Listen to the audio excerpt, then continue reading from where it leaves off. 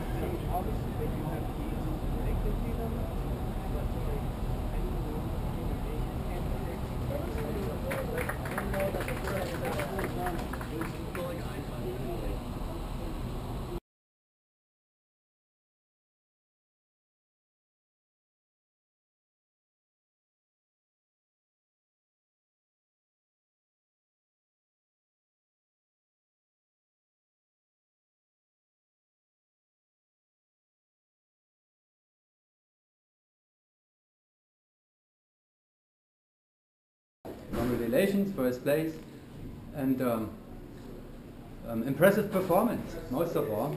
29.9, which is 1 point shy of the average 30 average. Thomas, you went to the past the 30 average ones. What do you think?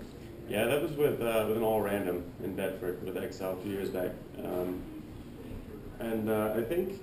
Yeah, I think our performance here was definitely, top notch. I think we performed really well, and I think as the scores show that for not having it all random in here, still doing a 29.9, I think is really good. We're all pretty happy with the scores. Yeah, so the 29.9 is possibly actually may have a higher value than what do you think? Without a random sequence. I think it's pretty. Looking at the numbers now, when you're got your head down and you're doing each round. You start to see your flaws quite a lot when you're competing, and then when you step back and look at the final tally, sometimes I'm happy with that number. But the difference, 30.0 is a nice and round number, but 29 is really good too. So 29.9. Well, it looked almost. To me, looking at watching you guys for a while now, for a year, a little over a year now. Was that your peak performance? It looked like that kind of from the outside so far. Was that the best in this lineup's history? I don't really think so. I think we did really well last year, even in Bedford and at the Shamrock. I think maybe our bar has risen, but I think the way we feel like we're performing at the top when we needed to perform happened at Shamrock and even at Bedford. So, and it happened at this meet. So maybe just overall, our bar is getting, higher up, and that's why you guys are seeing maybe some different scores, or it might look differently. But from us, I think it's feeling the same way. You didn't really have to here, because once again, there wasn't really competition. XL is 23 points behind, I believe, as the closest contender. So you didn't really have to. What's the difference? You're still, on a very high performance level. You didn't have to perform, but you did it this time without that pressure that we've been talking about. Josh, what do you think? Well, I think we had a similar situation at Nationals, and I think we found with us it's an interesting position to be in, and motivating yourself and being getting yourself excited and pumped for the jump. Normally, you kind of have that natural adrenaline, and it's a tight race and it's neck and neck and you're pushing each other. You kind of find it in yourselves to hey, let's lay it out there. Let's let's put the best score out there we can. Did you feel possibly pushed a little bit when you saw the French team training in Arizona on your home turf now? And I heard you were watching some of their jumps and so forth. So was that kind of a little bit inspiring factor too? Or? Yeah, maybe. But I mean, unfortunately, our training didn't really overlap. Are you scared, in other words? No, I think more so. We saw the scores and jumps, what they put up in Dubai. Wish we were there. I think that was motivating enough. Not necessarily seeing them train. That they've definitely from last year, if not significantly narrowed the gap, definitely passed. We feel like we just got to keep pushing it, which we. Like you said, we haven't had a lot of competition since almost Bedford last year. So, just trying to keep ourselves motivated and keep pushing ourselves.